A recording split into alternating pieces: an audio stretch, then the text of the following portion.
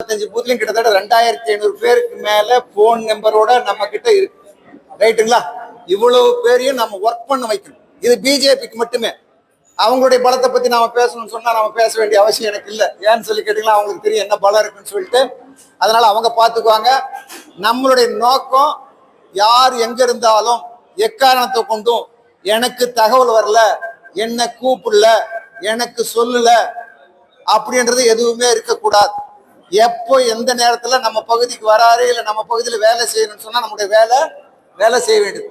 ரைட்டுங்களா? அந்த மாதிரி செய்யலாமா? ஏன்னு கேட்டீங்கன்னா அவங்கள தொந்தரவு பண்ணக்கூடாது. அவருக்கு ஏகப்பட்ட ப்ரெஷர்.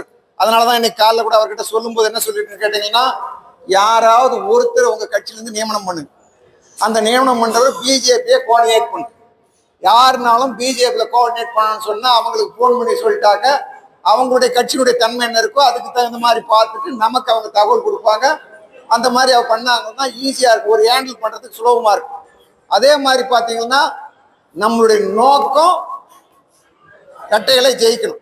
நம்ம பகுதியில் என்ன இரட்டைகளை ஜெயிக்கணும். அதுக்கு உரிய அத்தனை வேலைகளையும் செய்யணும். நீங்க எல்லாருமே பாத்தீங்கன்னா அந்தந்த பூத்துல அந்த பகுதியில நீங்க தான் முதலாளி. யாரு முதலாளிக்கு யாராவது வேலை சொல்ல முடியுமா? வேலை சொல்லலாமா? முடியாது. வேலை சொல்றதுக்கு முதலாளிக்கு யாரும் வேலை சொல்ல முடியாது. வேலை செய்யறவங்களா இருந்தா சொல்லலாம். அதனால நம்ம எல்லோருமே சேர்ந்து திரு பாலகிருஷ்ணா ரெட்டி அவர்கள நம்ம முன்றாக சொல்லும் போது 50,000, என் கணக்கு என்னவோ 50,000 கம்மியா தான் தெரியுது. ரைட்டுங்களா?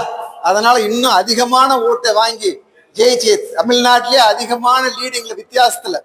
ஏன்னு கேட்டீங்கன்னா, நான் ஒரு 2018 கர்நாடகால ராம்நகர் ஜில்லாக்கு எலெக்ஷனுக்காக போயிருந்தேன்.